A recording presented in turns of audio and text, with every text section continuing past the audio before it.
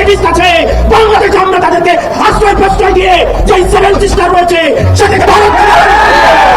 বিজয় দিবসের একদিন আগে অর্থাৎ 15ই ডিসেম্বর এনসিপি নেতা হাসনাত আব্দুল্লাহ হুঙ্কার ছাড়লেন, আওয়ামী লীগের নেতাকর্মীদের আশ্রয় ও প্রশিক্ষণ দিয়ে সন্ত্রাসী কর্মকাণ্ডে উস্কানি দিলে ভারতের সেভেন সিস্টার্স অঞ্চলকে আলাদা করে দেওয়া হবে।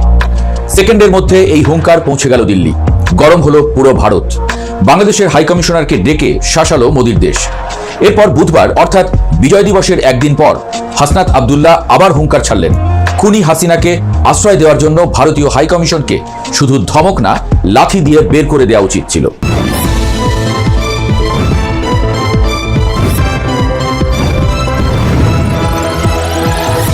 এমন পরিস্থিতিতে কখনো পড়েনি ভারত বাংলাদেশ সম্পর্ক। যেন ঠিক এই মুহূর্তে বিশ্ব ব্রহ্মাণ্ডে বাংলাদেশের একমাত্র শত্রু দেশ ভারত। তেমনি পাকিস্তানকে টপকে যেন ভারতের 1 নম্বর শত্রু দেশে পরিণত হয়েছে বাংলাদেশ। হাসনাতের সেভেন সিস্টার্স ভেঙে দেওয়ার হুমকির বিপরীতে ভারতের শোরগোল পড়ে গেছে। মনে করিয়ে দেওয়া হয়েছে ভারত পারমাণবিক দেশ, চাইলে সেকেন্ডের মধ্যে বাংলাদেশকে উড়িয়ে দিতে পারে ভারত। ওসমান হাদির পর পরবর্তী টার্গেট হতে যাচ্ছে হাসনাত আব্দুল্লাহ, এমনটাই টুইট করেছেন ভারতের সাবেক অভিজ্ঞ সেনা কর্মকর্তা কর্নেল অজয় কে রায়না। এদিকে এভাবে আচরণ করতে থাকলে বাংলাদেশকে শিক্ষা দিতে হবে বলে হুমকি দিয়েছেন ভারতের উত্তর পূর্বাঞ্চলীয় রাজ্য আসামের মুখ্যমন্ত্রী হিমন্ত বিশ্ব শর্মা। অর্থাৎ হঠাৎই হাদি ইস্যুতে যেন লঙ্কা কাণ্ড বেঁধে গেছে গোটা অঞ্চলে।